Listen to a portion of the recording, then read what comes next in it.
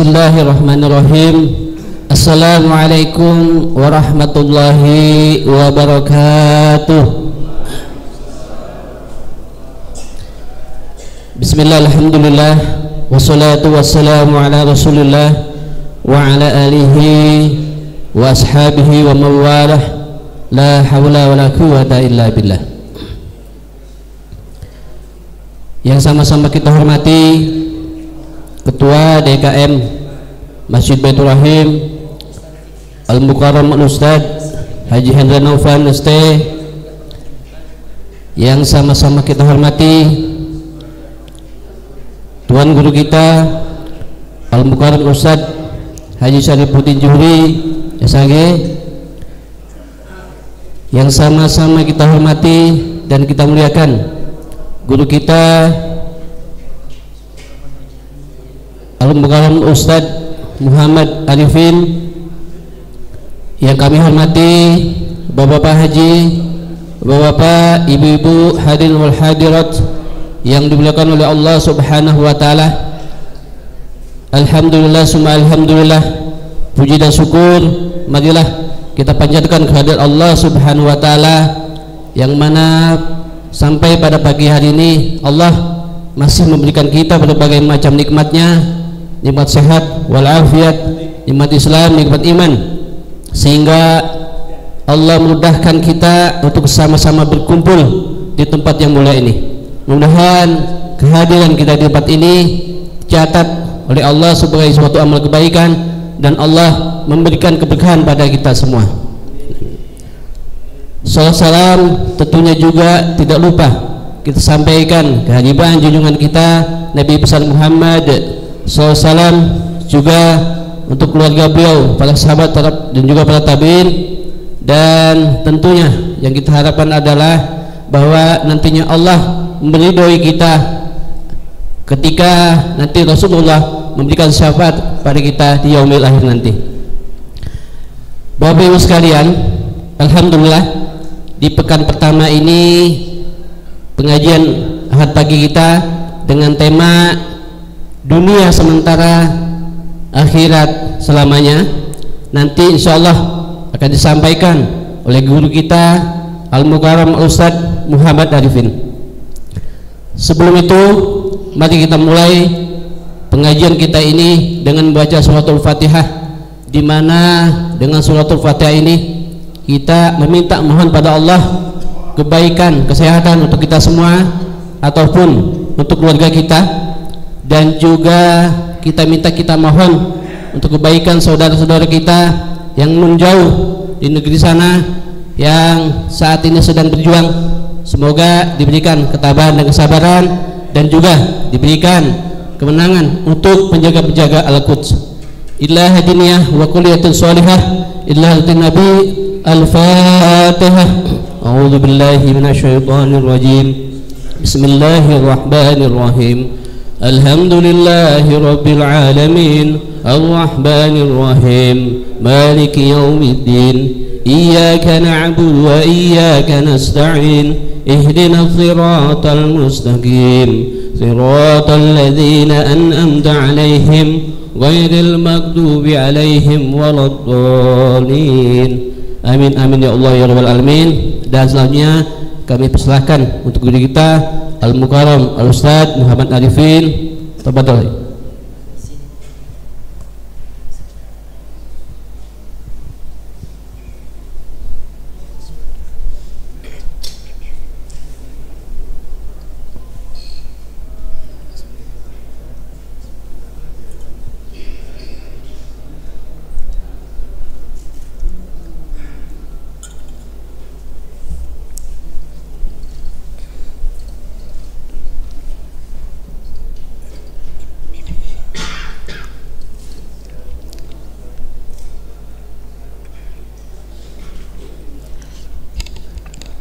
Assalamualaikum warahmatullahi wabarakatuh. Bismillahirrahmanirrahim. Alhamdulillah, alhamdulillahilladzi kataba ala nafsihi ar-rahmah walladzi sabaqat rahmatuhu ghadabah wa bidzalika 'indahu kitabun katabah. Asyhadu an la ilaha illallah wahdahu la syarika lah wa asyhadu anna sayyidana wa nabiyyana Muhammadan 'abduhu wa rasuluhu la nabiyya ba'dah. Allahumma salli wa sallim wa barik ala sayyidina wa habibina wa syafi'ina wa maulana Muhammadin wa ala alihi wa ashabihi ajma'in. Amma ba'du, fayaqulu Allah ta'ala fi kitabihil aziz, a'udzu billahi minasy syaithanir rajim, bismillahir rahim. Subhanaka la ilma lana illa ma 'allamtana innaka antal alimul hakim. Yang saya muliakan Ketua DKM Masjid Baitur Rahim Bapak Ustadz Haji Hendra serta para asatidz yang tidak saya sebutkan namanya satu persatu tanpa mengurangi ta'zim saya, segenap bapak-bapak, ibu-ibu jamaah kajian Ahad subuh yang mudah-mudahan kita senantiasa berada dalam penjagaan Allah Subhanahu wa ta'ala, amin ya rabbal alamin. Bapak Ibu yang dimuliakan oleh Allah, tema kita adalah dunia sementara dan akhirat selamanya. Di dalam Al-Quranul Karim, Allah seringkali menggunakan diksi sab'ah yang artinya 7. Di dalam Al-Quran itu berulang-ulang kata sab'ah atau yang artinya 7 itu diulang-ulang dalam Al-Quran. Sebagian ahli tafsir mencari makna kenapa senantiasa Allah ini menggunakan kata sab'ah yang artinya 7 di dalam Al-Quran. Allah menciptakan 7 lapis langit, 7 lapis bumi, atau misalnya sab'atu abhurin ma nafidat kalimatullah itu dalam surah Luqman, atau dalam surah Al-Baqarah mathalul ladzina yunfiquna amwalahum fi sabilillah kamathali habbatin ambatat sab'a sanabil. Itu kata sab'ah senantiasa diulang-ulang dalam Al-Quranul Karim. Sebagian ahli tafsir mengatakan kenapa Allah mengulang-ulang kata sab'ah dalam Al-Quran, karena pada hakikatnya manusia itu melalui 7 alam yang berbeda-beda. Jadi 7 alam inilah yang akan kita lalui. Jadi sebelum kita tinggal di alam dunia itu kita pernah tinggal di alam roh, Pak. Maka kata Imam Ali karramallahu wajhah, sebetulnya alam yang sedang kita lalui ini atau yang kita sebut dengan alam dunia itu tidak lebih panjang daripada alam yang pernah kita lalui. Jadi sebelum manusia tinggal di alam dunia, kita pernah tinggal di alam sebelum itu. Yang pertama adalah yang disebut dengan alam roh atau alamul arwah. Disitulah roh kita berkumpul. Disitulah Allah bertanya kepada kita, alastu bi rabbikum, apakah engkau menyaksikan bersaksi bahwa aku ini adalah Tuhan kalian? Roh kita menjawab na'am, qalu bala syahidna. Maka kata Imam Abdul Qadir, kata Syekh Abdul Qadir Al-Jilani, roh kita itu pada hakikatnya suci, tapi naasnya ketika roh kita itu ditiupkan ke dalam jasad sehingga bersatu antara roh dengan jasad kita, inilah yang dikatakan dengan nafs. Disitulah roh kita ini kadang selalu bertentangan dengan jasad, selalu bertentangan dengan jasmani kita. Roh kita itu pada hakikatnya ketika mendengar suara azan, ketika mendengar waktu subuh, itu pada hakikatnya roh kita itu mengajak bangun untuk ibadah kepada Allah. Maka pada hakikatnya roh manusia itu suci. Tetapi ketika roh bersatu dengan jasad, terkadang jasad ini tidak sinkron dengan yang disebut roh. Roh kita pengennya bangun, roh kita pengennya ibadah, tetapi terkadang jasad kita kecapean, jasad kita lelah, jasad kita letih. Maka itulah roh tidak mampu melawan jasad kita ini yang kelelahan. Jadi pada hakikatnya roh manusia itu suci, tapi ketika dia bersatu dengan jasad, ditiupkan roh ke dalam jasad, maka terkadang roh kita ini tidak sinkron berjalan dengan jasad. Jadi kata Imam Syekh Abdul Qadir Al-Jilani, Kalau mereka berperang, kami juga berperang. Tapi ada amaliyah yang mereka lakukan dan kami tidak bisa melakukan itu. Kalau mereka berzakat, berinfak, bersedekah, kami tidak bisa melakukan itu karena kami hidup dalam kemiskinan. Lalu kata Nabi, bukankah setiap ucapan subhanallah walhamdulillah wala ilaha illallah wallahu akbar, bukankah itu juga kebaikan? Itu pun dihitung sebagai sedekah, dihitung sebagai kebaikan. Bahkan ketika engkau tidur dengan istrimu, bukankah itu sebagai sebuah kebaikan? Itu pun kebaikan. Sampai sahabat bertanya, masa sih ya Rasulullah, kok bersenang-senang dengan istri saja itu dihitung sebagai sebuah kebaikan? Kata Nabi, kalau engkau berzina dosa tidak? Dosa ya Rasul. Maka itu pun dihitung sebagai sebuah kebaikan ketika bersenang-senang dengan keluarga.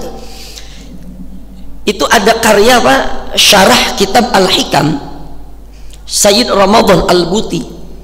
Itu Sayyid Ramadan Al-Buti, itu beliau ketika mensyarahkan salah satu makalah dalam kitab Al-Hikam, itu dikatakan, bagi kita orang itu yang dia mengerjakan perkara-perkara yang sunnah tapi perkara yang wajib ditinggalkan. Bahkan kata Imam Ibnu Athaillah, orang yang mengerjakan perkara-perkara sunnah tetapi dia meninggalkan perkara yang wajib atau lalai dengan kewajiban, justru itu orang yang tertipu dalam ibadahnya. Banyak orang Pak berangkat haji 2 kali, 3 kali, 4 kali, 5 kali, padahal haji itu wajibnya 1 kali. Haji berulang-ulang, tapi sebelah kiri kanannya ada fakir miskin, kelaparan, ada anak yatim, butuh biaya sekolah. Dia tahu dia mampu tapi dia diam aja. Ini sebuah kezaliman. Maka ada fikul aulawiyat, fikih prioritas. Banyak orang mengerjakan yang sunnah, yang wajib dia tinggalin. Nah, maka usia kita ini nggak lama, tetapi Allah berikan amalan-amalan yang mampu menandingi amalan-amalan orang-orang terdahulu. Bapak ibu tadi berangkat dari rumah menuju masjid, itu kata Imam Asy-Sya'rani, ketika kaki kita melangkah menuju ke masjid, melangkah menuju tempat ibadah, maka tuh tanah yang diinjak sama kita tuh berteriak, Pak. Wahai teman-temanku, saksikanlah aku sedang diinjak oleh orang yang akan menuju ke masjid. Jadi tanah yang tadi kita injak, Pak, ya kalau yang pakai motor itu tanah bersaksi. Tanah menceritakan kepada teman-temannya yang ada di sekitarnya bahwa dia diinjak oleh orang yang akan menuju ke masjid. Setiap satu langkah kaki diampuni segala noda dan dosa dan diangkat 1 derajat oleh Allah. Itu kemurahan dari Allah. Kalau dalam kitab Imam Al-Ghazali, karya beliau Ihya Ulumuddin, itu kalau Imam Al-Ghazali beliau karyanya banyak dalam tasawuf. Tapi kalau kita belajar tasawuf, itu bukan buat nilai diri orang, tapi buat menilai diri kita. Minhajul Abidin itu karya tasawuf Imam Al-Ghazali. Belajar tasawuf boleh, karena kunci daripada tasawuf adalah kejernihan kolbu. Banyak orang belajar tasawuf tapi habis bertasawuf makin sombong. Maka pada hakikatnya belajar tasawuf bukan buat menilai orang lain, tapi buat menilai diri kita. Imam Al-Ghazali banyak membahas tuh, Pak, masalah riya, masalah ujub, masalah sombong dan lain sebagainya, tapi bukan buat menilai orang lain, buat menilai diri kita. Kan kalau kita berbicara masalah riya, ujub, sum'ah, itu kan dibedakan oleh ulama, Pak. Kalau ujub itu di hati ada takjub, Pak. Dia nggak ngomong, tapi di hatinya merasa dirinya ini lebih baik daripada orang lain. Merasa aneh kan ustadz nih, kudunya sendal aneh dijagain nih. Lah itu kudunya begitu tuh. Itu yang begitu tuh, itu ujub itu. Ya merasa bangga, tangannya dicium dibolak-balik sama orang tuh. Ketika di hatinya ada kebanggaan, itu ujub, Pak. Merasa dikawal, ya diiringi marawis, ya ketimpring-ketimpring begitu, Pak. Saya pernah diiringin sama marawis tuh, Pak, pas acara maulid itu. Saking semangatnya sampai sendal ustadznya keinjak, Pak. Ya, itu kalau di hati kita merasa lebih baik dari orang lain, itu udah ujub. Ada namanya sum'ah. Sum'ah berasal dari kata sami'a, memperdengarkan. Ya, kalau orang udah banyak ngomong tentang kebaikan yang dia lakukan, dan dari ucapannya itu dia berharap orang akan memuji dia, itu namanya sum'ah. Ya, insya Allah aneh sih nggak ria, aneh ini 40 tahun tahajud terus, aneh nggak ria ini, tapi di hatinya ada keinginan untuk dipuji, menghadapkan kepada selain Allah, itu udah sum'ah, dia memperdengarkan. Ada yang namanya ria, berasal dari kata ro'a. Dia beribadah, dia tampilkan ibadah dia, tapi sudah dia tidak hadapkan lagi ibadahnya bukan untuk Allah lagi, tapi karena untuk mendapatkan pujian. Lalu boleh nggak kita mengucapkan kebaikan kita supaya memotivasi orang? Itu boleh. Tadi imam kita baca surah Ad-Duha, wa amma bi ni'mati rabbika fahaddits. Kalau kita dapat kenikmatan, ceritain, nggak apa-apa. Tapi di hati kita harus pinter-pinter supaya tidak terkena penyakit ria. Malah Imam Al-Ghazali itu menjelaskan pak, karakter fisik itu, ciri-ciri orang yang ria itu kan dijelaskan oleh Imam Al-Ghazali. Tapi bukan berarti kalau kita lihat ciri-ciri itu terus kita melihat orang lain itu ria, nggak boleh. Ria itu urusan batin, urusan hati. Ya, saya ngajar hadis pak di beberapa masjid. Dalam basic saya hadis tuh, itu ada orang yang ketakutan, Ustadz gimana yang kurban ini nggak usah diumumin karena ada orang yang bilang nantinya jadi ria. Loh, saya bilang di masjid dulu itu yang ditempel di dinding masjid oleh Nabi itu adalah sahabat-sahabat yang syahid, sahabat yang mati di medan perang, itu ditempel sama Nabi. Itu tujuannya untuk apa? Untuk memotivasi orang lain. Jadi kalau ada orang berkurban, ada orang bersedekah, ada orang berinfak, lalu disebutkan namanya, nggak boleh kita menuduh orang lain ria, nggak boleh. Karena ria itu urusan batin, nggak boleh kita menilai orang lain. Nahnu nahkumul dhawahir wallahu yatawallas sarair. Yang kita hukumi yang zahir-zahir saja, urusan batin nggak boleh. Nggak boleh kita menghukumi itu.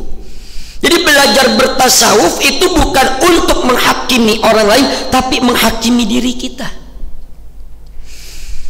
Maka Imam An-Nawawi beliau mengatakan, "Idza kharajal mar'u ilal ilmi yuridu bihil ilma lam yanfa'hul ilm."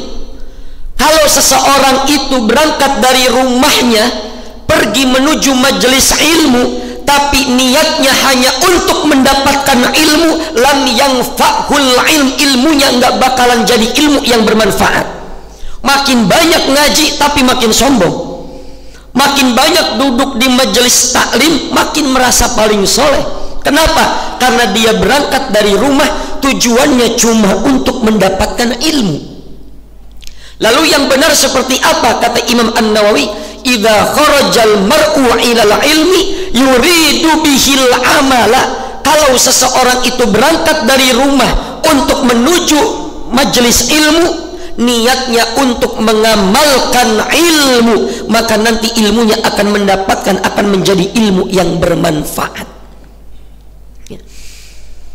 Maka Imam Al-Ghazali dalam karyanya Ihya Ulumuddin itu beliau katakan, kalau kita sebelum subuh itu membaca subhanallah wa bihamdihi subhanallah wa bihamdihi subhanallah wa bihamdihi subhanallah wa bihamdihi, itu akan Allah mudahkan rizkinya dan akan Allah ampuni segala noda dan dosanya meski banyaknya seperti buih yang ada di lautan.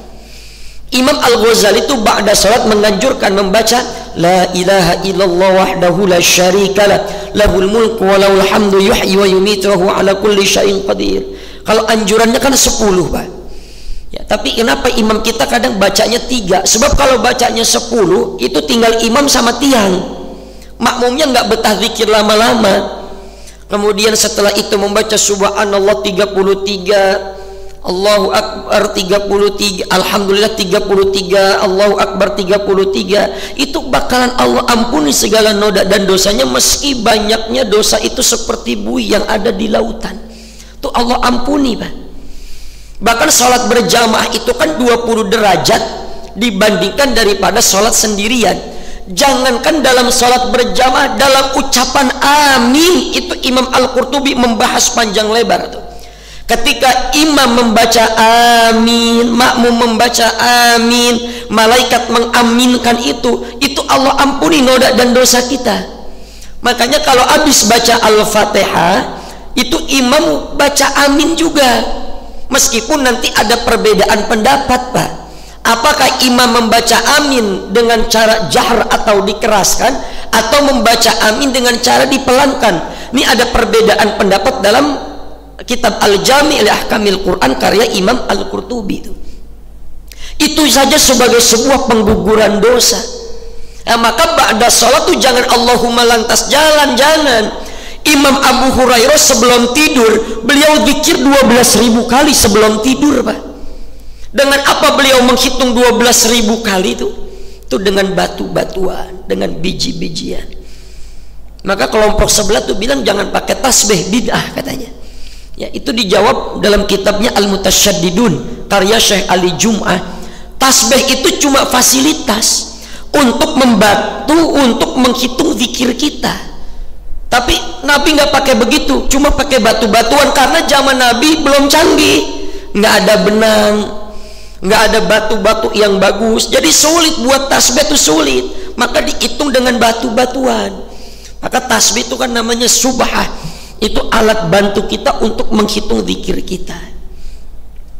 Nah, maka meskipun usia kita tidak panjang, tetapi Allah berikan kepada kita itu amalan-amalan yang mampu mengalahkan amal ibadah orang lain, umat-umat terdahulu.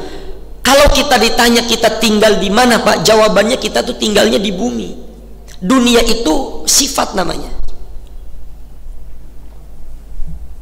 Dalam Al-Quran itu berulang kali dikatakan, Pak, tentang dunia. Wa mal hayatud dunya illa mata'ul gurur.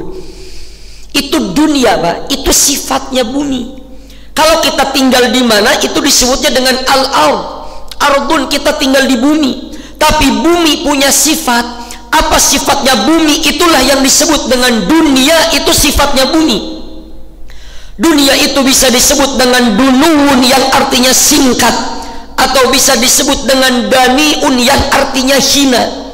Maka bumi itu sudah disifatkan dalam Al-Quran yang disebut dengan dunia yang artinya singkat, atau daniun yang artinya itu hina.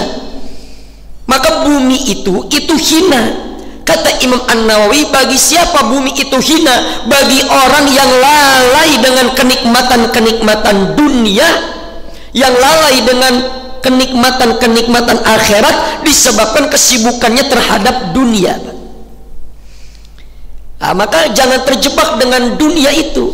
Wa mal hayatud dunya illa mata'ul gurur. Dunia ini cuma senda gurau, cuma tempat persinggahan yang kita nggak bakalan abadi di dunia ini. Maka kan kata Nabi, yatba'ul mayyit thalatha. Kalau disebut yatba'ul mayyit thalatha, itu yang akan mengikuti jenazah kita ke makam itu kan ada 3, Pak. Ya, ahluhu wa maluhu wa amalu, keluarga kita, harta kita dan amal kita. Fayarji usnani, yang pulang itu ada 2, wa yabqa wahidan, dan yang kekal itu 1. Apa itu yang kekal? Itu adalah amal soleh kita yang kekal. Maka istri nggak punya jaminan bisa nolong suaminya, suami pun nggak punya jaminan buat nolong istrinya, nggak punya jaminan itu. Ya, maka jangan sampai kita dilalaikan dengan kenikmatan-kenikmatan dunia. Ya, ibu jadi beribadah yang kuat, Bu. Jangan bersandar suami gua kan orang soleh, nanti kalau ada apa-apa di akhirat gua bilang sama suami gua. Jangan. Ya, bahkan Bu, suami ibu tuh kalau ibu menangis, kalau suami kita, Bu, ibu punya suami nih, terus ibu meninggal dunia, kadang mata kanannya nangis, mata kirinya tuh lagi ngelirik nyari gantinya, Bu. Ya, ibu juga sama, Pak. Kadang perempuan nangis, Pak, nggak pengen suaminya dikuburin, nggak tega, nggak rela. Selesai masa idah besok udah nikah lagi, Pak. Jadi memang tidak ada jaminan itu. Ya. Maka kita nih hidup di muka bumi ini tidak akan lama, hanya sebentar saja. Baina sittina wa sab'in, antara 60 sampai 70 tahun. Al-Quran mengingatkan tuh, ya ayyuhalladzina amanu la tulhikum amwalukum wala auladukum an dzikrillah wa may yaf'al dzalika faulaika humul khasirun. Itu diingatkan, Redaksinya bukan ya ayyuhan nas, bukan ya ayyuhalladzina amanu. Orang-orang beriman saja tuh masih diingatkan oleh Allah. Ya ayyuhalladzina amanu la tulhikum amwalukum wala auladukum an dzikrillah. Wahai orang-orang yang beriman, janganlah engkau dilalaikan oleh harta kita, oleh anak-anak kita, oleh perniagaan kita. Wa may yaf'al dzalika fa ulaika humul khasirun. Siapa yang berbuat seperti itu maka dia termasuk kelompok orang-orang yang merugi. Itu diingatkan. Kenapa Al-Qur'an itu perlu menginformasikan bahwa kita ini pasti mati, meskipun tanpa informasi dalam Al-Quran itu tidak disampaikan, kita tetap yakin sebagai makhluk kita pasti mati. Dalam sebuah kitab tafsir dikatakan, karena pada hakikatnya manusia itu tidak pengen mati, maka Al-Quran menyampaikan informasi tentang kematian, tentang al-maut diulang-ulang dalam Al-Quran supaya manusia sadar. Kalau dibilang apakah manusia yakin pasti mati, yakin dia pasti mati, tapi apa sadar untuk mempersiapkan kematian? Belum tentu. Kalau kita Pak ditanya nanti di akhirat mau masuk surga atau neraka, itu jawaban kita wajar pengennya masuk surga. Tapi coba Bapak tanya, mohon maaf, sama penjudi, pemabuk, pezina, itu kalau kita tanya, bang ente mabuk mulu, kalau mau mati nanti itu mau masuk surga atau neraka, dia jawab pengen masuk surga. Padahal dia juga tuh pada hakikatnya lagi bermaksiat tuh. Tapi kalau ditanya mati mau masuk mana, dia jawab pengen masuk surga. Jadi Al-Quran menggunakan redaksi al-maut, Al-Quran menggunakan kata ajal, Al-Quran menggunakan kata wafat. Itu sebagai sebuah penegasan, meskipun Al-Quran tidak memberikan informasi tentang kematian, bahwa manusia pasti mati, tapi tetap Al-Quran menyampaikan itu supaya manusia sadar bahwa dia pasti mati. Kita tahu pasti mati, tapi kadang kita nggak sadar bahwa kita nih akan mati, sehingga kita lupa mempersiapkan bekal-bekal untuk kebahagiaan-kebahagiaan di akhirat. Maka kata Allah, wabtaghi fima ataqallahu ad-darul akhirah wa la tansa nasibaka minad dunya. Silakan kata Allah, cari pahala-pahala akhirat, wa la tansa nasibaka minad dunya, tapi jangan lupa juga bagian kita tuh di dunia, Pak. Jadi dalam ayat ini Allah nggak ngelarang kita bahagia tuh, Allah nggak ngelarang. Allah nggak ngelarang kita punya mobil mewah, Allah nggak ngelarang kita punya rumah mewah, Allah nggak larang kita berjalan-jalan, bertamasya dengan anak, dengan istri. Allah nggak melarang kita bersenang-senang, tapi jangan sampai kita lalai dengan kenikmatan-kenikmatan dunia dan mengabaikan akhirat. Itu yang nggak boleh. Jadi kalau ada orang mengartikan kata zuhud, zuhud itu pakaiannya compang-camping, Pak, sarung BHS udah sobek, masih aja dijahit aja itu, aneh mah zuhud dan apa adanya, peci udah pada dekil, udah buluk itu, Pak, katanya aneh mah zuhud. Itu bukan zuhud, namanya pelit. Zuhud itu tidak bersedih ketika kehilangan dunia dan tidak lalai ketika mendapatkan kenikmatan dunia. Itu namanya zuhud, Pak. Zuhud tuh bukan pakaian compang-camping, nggak makan, nggak minum, kumis ngebaplang, nggak diurusin, jenggot panjang nggak dirapihin, bukan. Zuhud itu dia tidak lalai dengan kenikmatan-kenikmatan dunia, itu zuhud. Karena bicara lalai itu bukan cuma menimpa orang kaya, orang miskin juga banyak, Pak, yang lalai itu dalam mengingat Allah.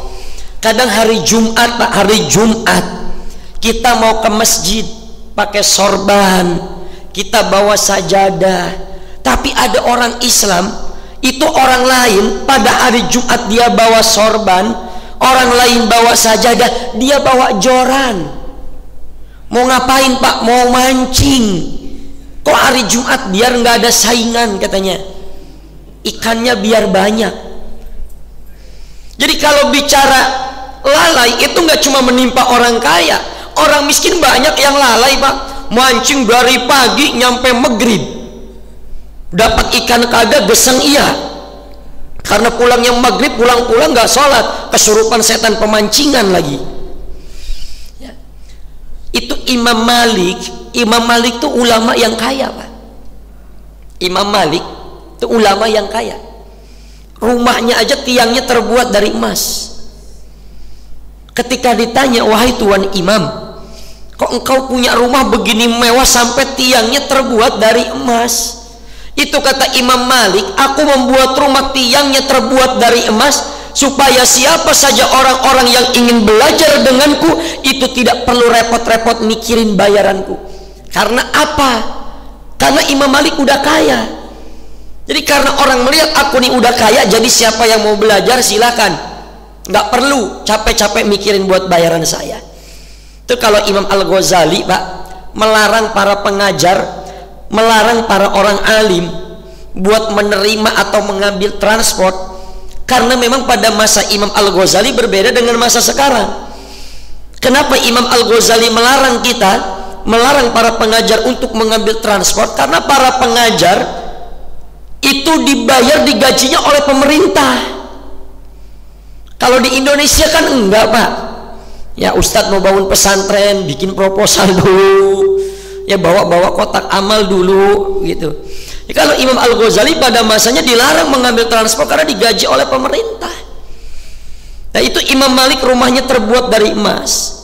Imam Abdurrahman bin Auf itu sahabat Nabi yang kaya, Pak. Saking kayanya dia punya kapak, tuh kapaknya terbuat dari emas. Apakah itu tidak zuhud? Itu zuhud. Jadi memaknai zuhud itu, apa-apa yang kita terima itu tidak membuat kita lalai untuk mengingat kepada Allah. Nah, maka di hati kita nih harus punya banyak zikir, Pak, banyak wirid, biar nanti kita punya warid, Pak. Nah, Bapak Ibu yang dimuliakan oleh Allah, maka hidup kita nih nggak lama. Tapi amal ibadah yang kita lakukan itu harus mampu kita lakukan agar menandingi umat-umat terdahulu, Pak. Itu Al-Quran seringkali menggunakan kata al-maut. Kalau Al-Quran menggunakan kata al-maut, contoh kullu nafsin dha'iqatul maut, setiap yang bernyawa pasti akan merasakan kematian, itu dijelaskan oleh para ulama tafsir apa yang dimaksud dengan kata al-maut. Al-maut yang kalau kita menyebutnya artinya mati, pada hakikatnya kita tuh bukan mati, kata ahli tafsir, tapi kita sedang pindah alam dari alam yang satu menuju alam yang berikutnya. Jadi kata al-maut digunakan dalam Al-Quran itu adalah perpindahan alam. Dari alam dunia kita akan menuju alam berikutnya yang disebut dengan alam barzakh. Prof. Quraisy Shihab dalam tafsir Al-Misbah, beliau mengatakan kematian yang dialami oleh manusia itu sederhananya seperti induknya ayam yang mengeluarkan telur, yang telur itu ada itiknya, kemudian telur itu pecah dan itiknya itu hidup di muka bumi. Begitulah perpindahan, begitulah ungkapan yang mudah digambarkan bagaimana ketika manusia itu mengalami kematian. Jadi pada hakikatnya kita enggak mati, tapi kita pindah-pindah alam dari alam yang satu menuju alam yang berikutnya. Al-Quran juga menggunakan kata ajal. Ajal itu batasan waktu. Contohnya fa'idza jaa ajaluhum la yastakhiruna sa'ata wa la yastaqdimun.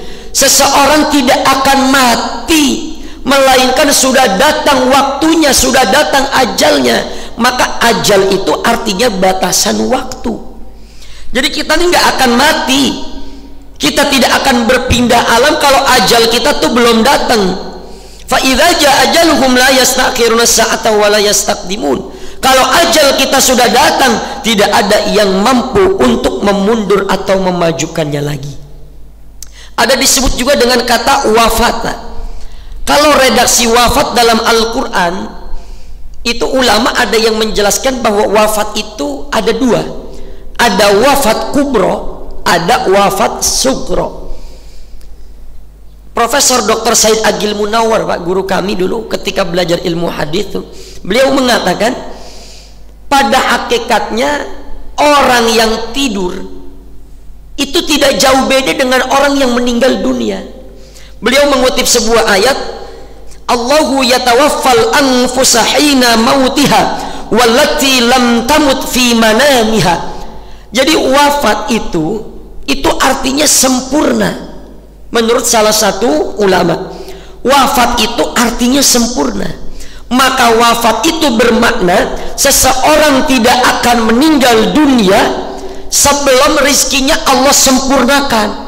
Jadi kalau masih ada jatah kita, meskipun cuma buat minum air seteguk, rizki kita belum kita ambil yang sudah Allah tetapkan buat kita, kita tidak akan meninggal dunia karena masih ada rizki yang belum Allah sempurnakan. Jadi wafat itu artinya sempurna, Pak. Ketika habis rizki kita, sempurna Allah tunaikan rezeki kita, selesai hidup kita. Jadi mati sama tidur tuh beda-beda tipis, Pak. Apa bedanya? Kata Prof. Said Agil Munawar tuh, kalau mati itu roh itu Allah genggam dan tidak Allah kembalikan kepada orang itu. Tapi kalau orang yang tidur, rohnya Allah genggam dan Allah kembalikan rohnya ketika dia bangun. Makanya doa yang pertama kali kita baca tuh, kita berdoa, ya Allah, alhamdulillah dengan izin Allah kita masih dikasih kehidupan, kita masih bisa bernapas. Maka kenapa ulama mengajarkan tuh dalam Marokil Ubudiyah, syarah dari kitab Bidayatul Hidayah Imam Al-Ghazali, disyarahkan dalam Marokil Ubudiyah Syekh Nawawi Al-Bantani, sebelum tidur kita dianjurkan untuk berwudu, sebelum tidur kita berzikir kepada Allah, karena tidak ada jaminan apakah kita nanti masih hidup lagi atau tidak. Maka ketika ulama-ulama menganjurkan, salah satunya dalam kitab Marokil Ubudiyah, syarah dari kitab Bidayatul Hidayah, kenapa kita sebelum tidur dianjurkan berwudu, membaca doa yang diajarkan oleh Nabi? Khawatir kita sudah tidak hidup lagi ketika kita tidur. Khawatir roh itu Allah genggam dan tidak Allah kembalikan sehingga kita meninggal dunia. Kadang kita beda, mau tidur yang kita lihat HP, bangun tidur yang dicari HP. Kemana aja kita bawa-bawa HP, kita lihat HP, Pak. Kadang kita mau tidur nonton TV, kadang kita saking pulesnya itu malah TV yang nonton kita. Jadi ajarkan tuh oleh ulama membaca doa. Jadi ada wirid, ada warid, Pak. Ya, kalau dalam ilmu zikir tuh ada wirid, ada warid. Tuh kata ulama, kita kudu punya amalan yang sering kita baca, itu namanya wiridan. Entah sholawat, entah apa saja, itu namanya wiridan. Yang rutin kita baca itu namanya wirid. Nanti setelah wirid ada yang namanya warid. Warid itu khasiat daripada wirid yang kita amalkan. Tapi kalau kita wiridan, itu jangan ngarepin warid, jangan ngarepin khasiat. Wirid aja dulu, nanti khasiat mah belakangan. Banyak orang zikir ini, zikir itu, pengen bisa terbang. Pengen orang zikir ini, zikir itu, pengen nggak mempan dibacok. Banyak orang zikir ini, zikir itu supaya sakti. Maka kata ulama tasawuf, orang yang kuat itu bukan orang yang nggak mempan dibacok. Orang yang kuat itu bukan orang yang tidak tembus ketika ditembak. Orang yang kuat itu kata ulama tasawuf adalah orang yang di hatinya selalu menyebut nama-nama Allah. Itulah orang yang kuat. Karena ketika nama Allah masih disebut, maka kiamat tidak akan pernah terjadi. Nah, orang yang zikir itulah yang memperkuat kita masih bisa tinggal aman, nyaman di muka bumi ini.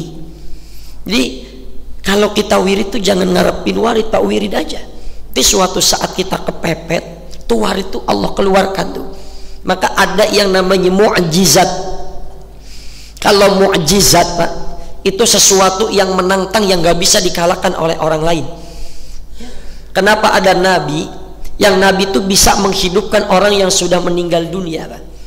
Karena pada saat itu banyak orang-orang, para dukun-dukun yang dia itu bisa menyembuhkan orang yang sakit. Maka ketika Allah utus nabi di tengah-tengah kaum itu, diberikan mukjizat bisa menghidupkan orang yang sudah meninggal dunia. Kenapa di zaman Nabi Musa ketika dilemparkan tongkat kemudian menjadi ular yang besar mampu membelah lautan? Karena pada zaman Nabi Musa tuh banyak penyihir-penyihir yang hebat tuh, namanya mukjizat. Mukjizat itu hanya datang kepada Nabi, dan mukjizat yang terbesar yang kita terima saat ini yang diberikan oleh Allah kepada siapa? Kepada Nabi kita Muhammad sallallahu alaihi wasallam, itu mukjizat. Ada yang namanya karomah. Kalau karomah itu sebuah kemuliaan atau kejadian yang di luar nalar manusia, tapi ini hanya Allah berikan kepada orang-orang soleh, Pak. Ya, kejadian kepada Syekh Abdul Qadir Al-Jilani yang dia mampu berjalan di atas air tuh, itu karomah, tapi datangnya kepada orang soleh. Tapi ada yang namanya sihir, Pak. Kalau sihir tuh istidraj, Pak. Kalau sihir tuh kan ada yang mengatakan tipuan mata segala macam, tapi guru kami Habib Ghais bin Abdurrahman As-Segaf mengatakan sihir tuh bagian daripada istidraj. Jadi kalau ada orang, Pak, itu jarang sholat, nggak pernah sholat, kita tahu kehidupannya, tiba-tiba kalau ada yang sakit ditiupin air ke dia tuh dia jadi sembuh, itu hati-hati tuh, itu bukan karomah, itu sihir itu. Ya, kalau sihir itu, Pak, semakin kita jauh dari Allah tuh semakin sakti, itu namanya sihir. Jadi semakin orang itu jauh maksiat kepada Allah, dia bakal semakin sakti, itu sihir namanya. Nah, jadi hati-hati. Maka kata ulama tasawuf, kalau kita melihat orang, ya, yaftiru fil hawa, kalau engkau melihat orang yaftiru fil hawa, dia bisa terbang di atas awan, yamshi alal ma, dia bisa berjalan di atas air, la taghtar, jangan ketipu sama orang yang begitu. Lihat istiqomahnya dalam beribadah. Kalau kita kenal dia nggak banyak ibadah, nggak banyak ini, nggak banyak itu, ya maka itu bukan karomah, tapi itu adalah sihir, ya. Maka Al-Quran itu menggunakan kata al-maut yang artinya perpindahan alam menurut ulama tafsir.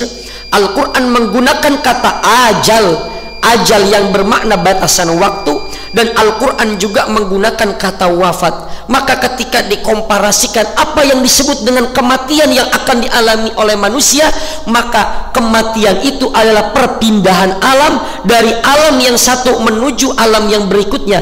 Tapi manusia tidak akan pindah menuju alam yang berikutnya kalau ajalnya atau batasan waktunya belum selesai, dan Allah tidak akan mewafatkan dia kalau Allah belum menyempurnakan rizkinya.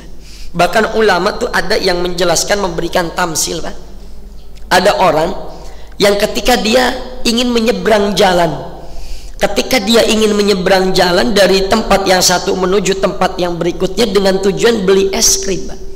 Ketika dia nyebrang, itu dia ketabrak mobil.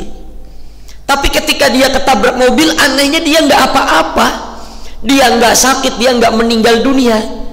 Karena dia selamat, dia belilah es krim yang memang itu menjadi awal niat tujuan dia. Selesai makan es krim, dia nyebrang lagi. Ketika dia pengen nyebrang, ketabraknya pelan. Tapi dengan benturan yang pelan itu justru malah mengantarkan dia untuk pindah menuju alam yang berikutnya, alias mati itu. Oh, berarti tadi sebelum dia menyebrang, ketika dia ketabrak dengan tabrakan yang begitu kencang, Pak, ternyata masih ada rizkinya yang belum Allah sempurnakan, yaitu dengan satu kenikmatan es krim itu, ya. Makanya, Pak, kalau suami ibu makannya lagi banyak tuh jangan diaru-aru, Bu, ya. Kalau suami ibu makannya lagi banyak tuh jangan direcokin, tapi ibu kudu punya firasat, jangan-jangan laki gua is dead nih, ya. Itu kalau di Betawi, Pak, di kampung saya tuh, oh ya Allah, pantesan kemarin dirawat makannya banyak, bener Pan mau ngabisin katanya, ya. Karena masih ada rezekinya yang belum disempurnakan tuh. Nah, maka yuk sama-sama kita memperbaiki diri kita, bahwa hidup kita ini singkat, Pak. Hidup kita ini tidak akan lama, antara 60 sampai 70 tahun.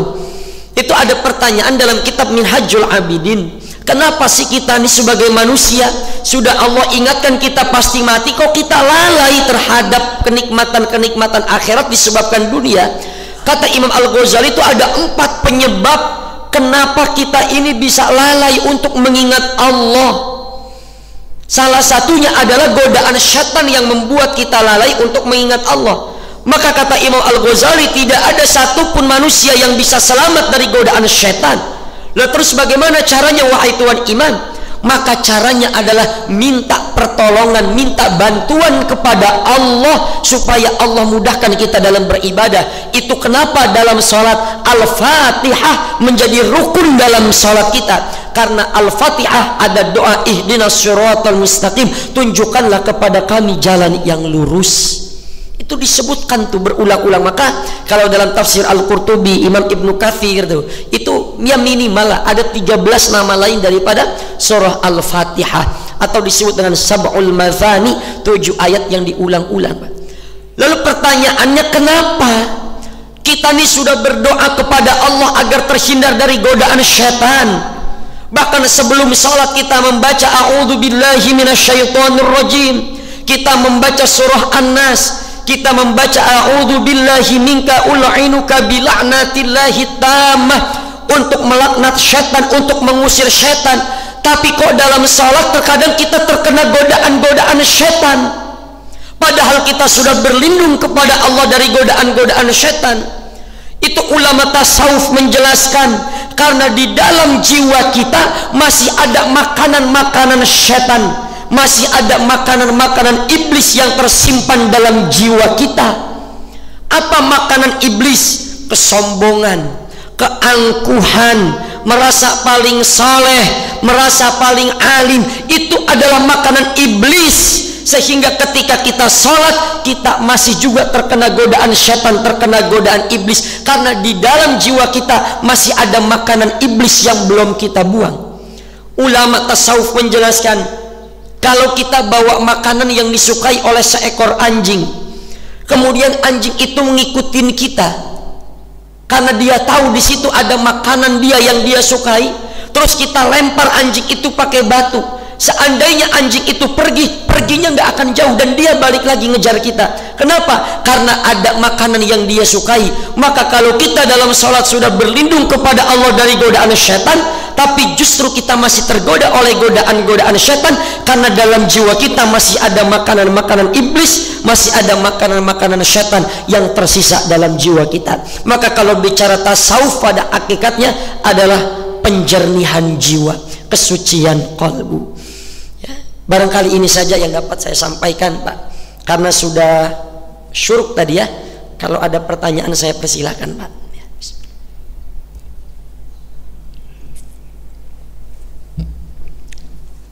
Ya. Tapi kayak ini sudah wajah-wajah sarapan nasi uduk semua nih, Pak. Ya. Kalau mau cepat nggak usah nanya, nggak apa-apa, Pak, biar cepat pulang. Bapak Ibu sekalian, alhamdulillah tadi sudah kita simak tausiah dari guru kita Al-Mukarram Ustaz Muhammad Arifin, dan kami persilahkan pada Bapak atau Ibu yang ingin bertanya.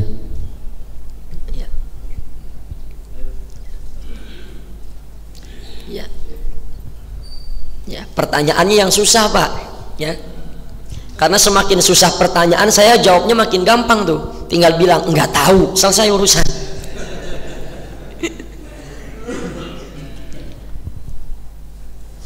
Assalamualaikum warahmatullahi wabarakatuh. Waalaikumsalam warahmatullahi wabarakatuh. Pak Ustadz mau nanya nih, pada dasarnya roh kita itu adalah suci. Iya. Ketika kita mati, apakah roh kita akan menyalahkan jasad kita atas perbuatan dosa kita ataukah tidak? Terima kasih Pak Ustadz, hanya itu pertanyaannya. Ya. Baik. Jadi kalau dalam konsepnya Syekh Abdul Qadir Al-Jilani, roh kita itu memang suci. Tetapi ketika roh kita itu bercampur dengan jasad, itulah naasnya kita, apesnya kita. Karena jasad kita ini terkadang tidak sinkron dengan ruh. Lalu apakah nanti dia akan menyalahkan jasad kita di akhirat? Tidak, Pak. Ya, tidak akan menyalahkan, karena itu sudah menjadi konsekuensinya.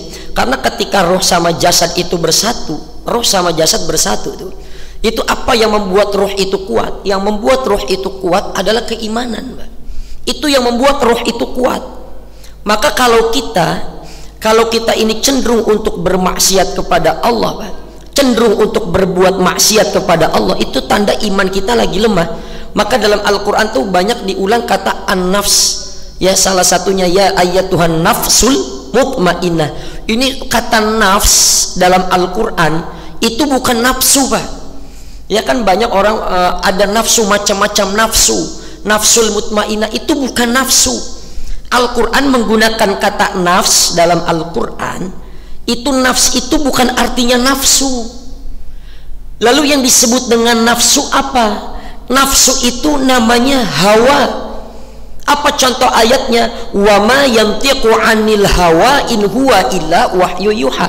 Nabi itu berbicara tidak mengikuti hawa. Nabi itu bicara dibimbing oleh wahyu, tidak mengikuti nafsu. Lalu yang disebut dengan nafs dalam Al-Quran itu apa?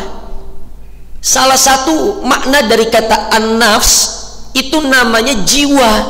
Apa yang disebut dengan jiwa? Salah satu pendapat ulama yang disebut dengan nafs artinya jiwa itu perpaduan antara roh kita dengan jasad. Itulah yang disebut dengan nafs.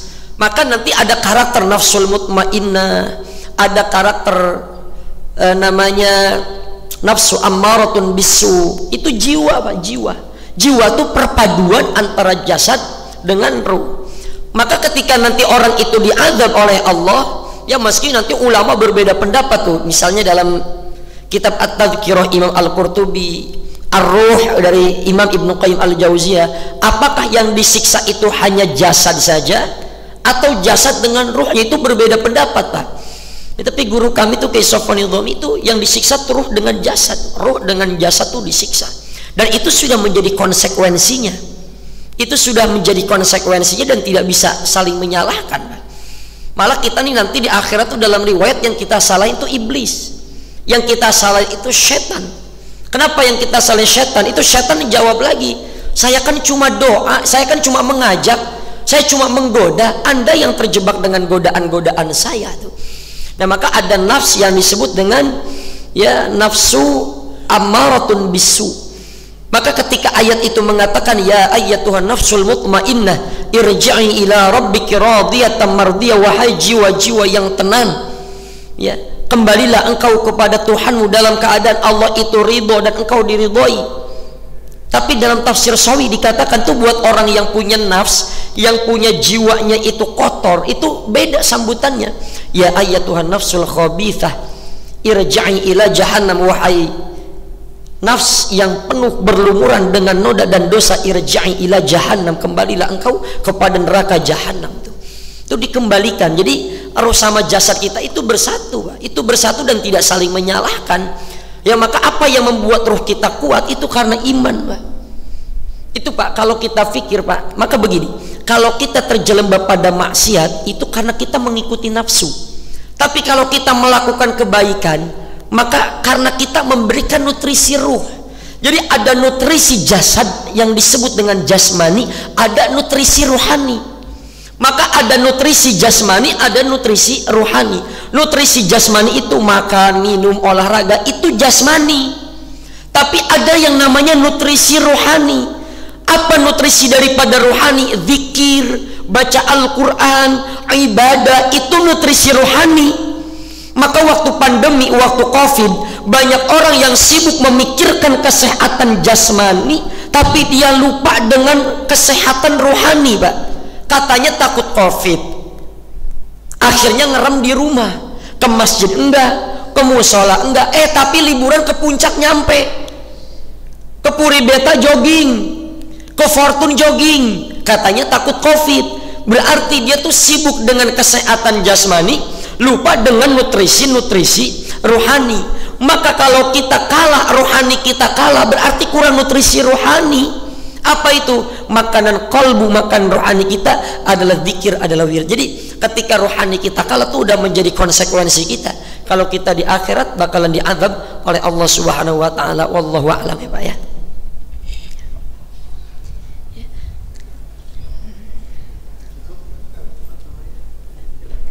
Udah cukup atau ada lagi? Oh, satu lagi, ya, baik Bapak, silakan.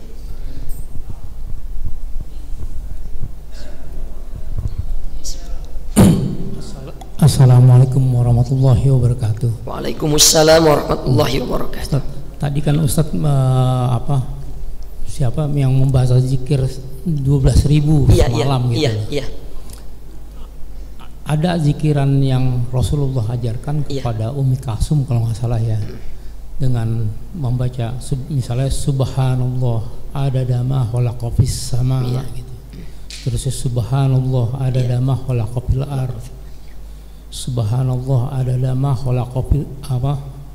Ma huwa khaliq. Nah, itu gimana gitu Ustaz? Apakah memang itu bukan suatu zikir yang sebenarnya bisa lebih panjang dari itu semua?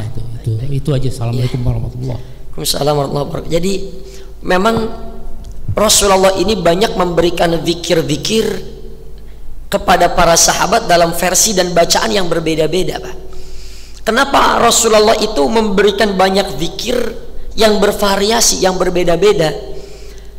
Karena Rasulullah memahami psikologi kita bahwa umat saya ini orangnya bosenan. Ya, umat saya ini orangnya jenuh, cepat jenuh. Maka kenapa di Rasulullah itu mengabarkan, memberikan penjelasan zikir yang berbeda-beda? Ya, sebelum sholat ada zikir yang kita baca, itu banyak versinya, supaya kita ini bisa mengambil zikir-zikir yang pernah diajarkan oleh Nabi, yang diajarkan oleh Rasul, supaya kita ini nggak jenuh.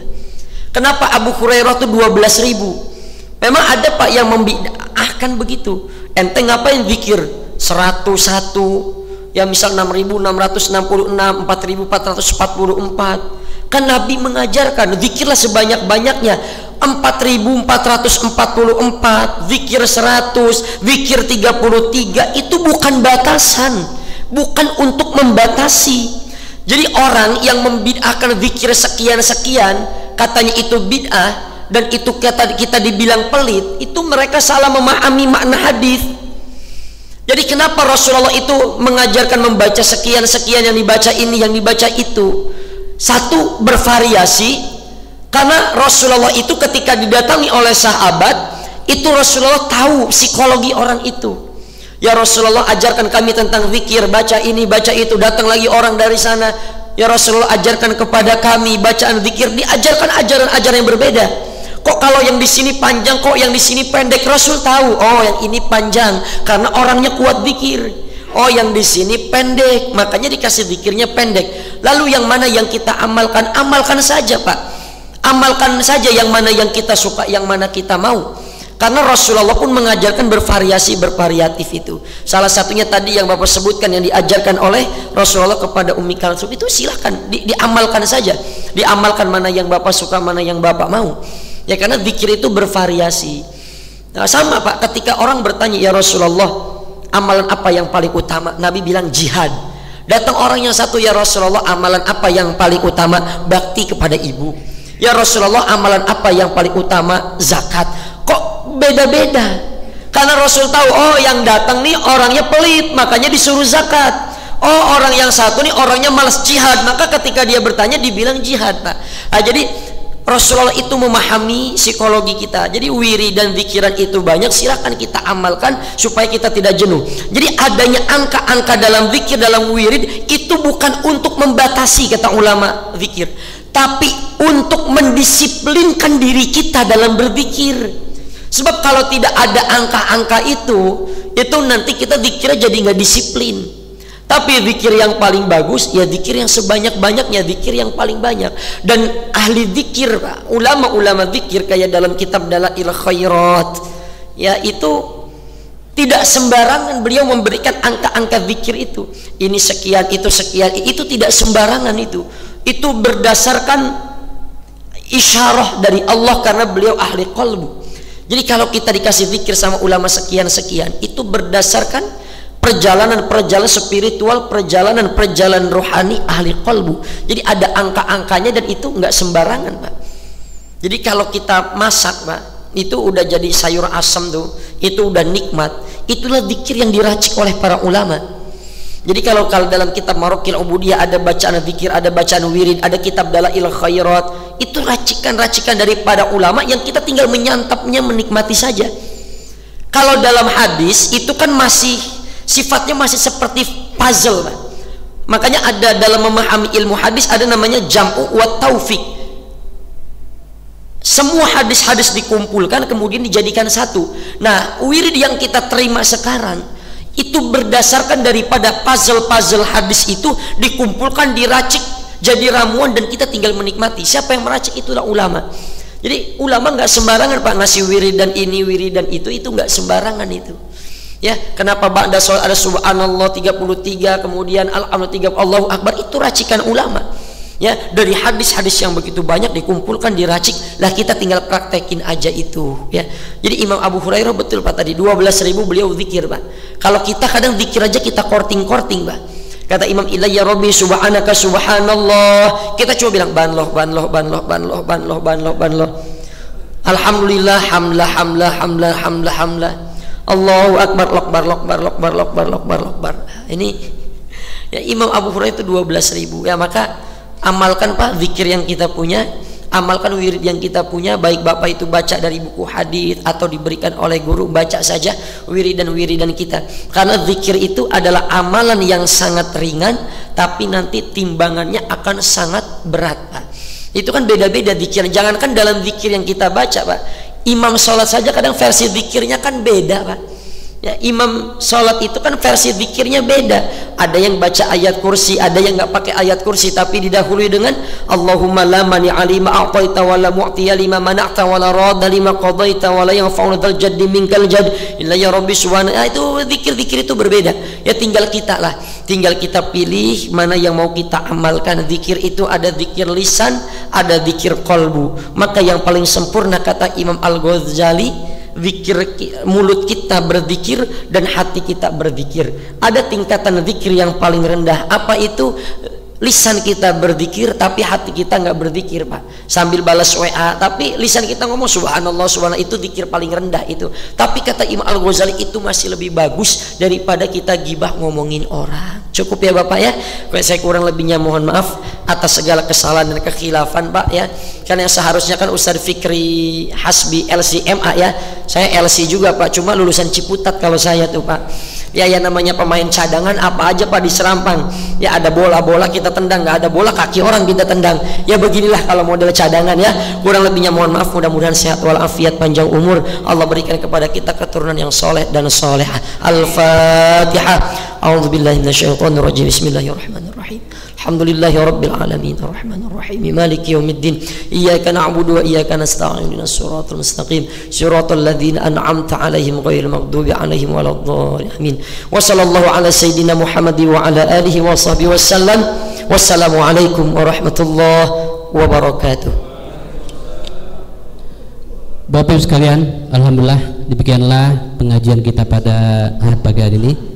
Mudah-mudahan apa yang telah disampaikan oleh guru kita dapat lebih memotivasi kita untuk berbuat lebih baik lagi untuk bekal kita dunia dan terlebih untuk bekal kita di akhirat. Jangan sampai kita sengsara di dunia dan juga sengsara di akhirat. Nauzubillah min dzalik. Dari kami apabila ada kesalahan mohon diberikan pintu maaf yang seluas-luasnya. Assalamualaikum warahmatullahi wabarakatuh. Bapak Ibu yang ingin sarapan silakan ke bawah.